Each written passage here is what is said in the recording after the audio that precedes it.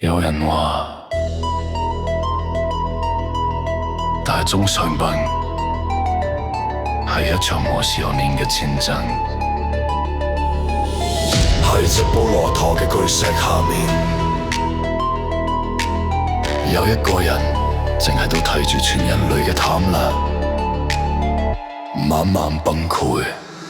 佢就喺海邊望住個片面，直播攞部嘅風吹唔散嗰啲數字嘅閃電，由美港公陣打到去 K4，戰場人性埋命喺數據海入面，情和唔使返家鄉，唔使聽掌聲響，佢喺雲端上面控制住幾多銀仔嘅動向。直布羅陀嘅幽靈係浪尖起舞，睇穿咗咪任後和邊個喺度自掘墳墓，黃金係佢嘅盾牌，更係佢嘅武器。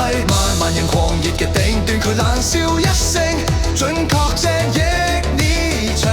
惡鬥幽靈喺度交易，全世界都喺度鬥氣，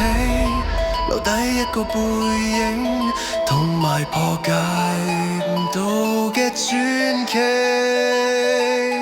當山姆喺度嗌 To the moon， 好似發夢，佢當正金正夠過金，等個泡沫自然爆空金銀脫過嘅裂痕，係佢精心布下嘅陷阱，佢睇到人性暗網，聽見咗不滿情嘅盲症，唔使做老細，唔使企喺射燈下，只要一個掣就令到成個市場崩塌。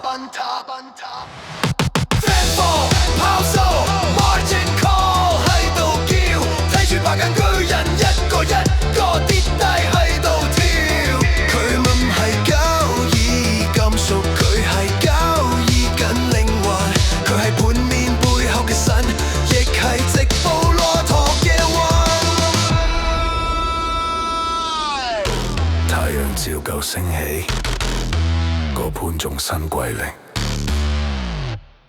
邊個贏咗，邊個輸咗？係直布羅陀嘅石山下面。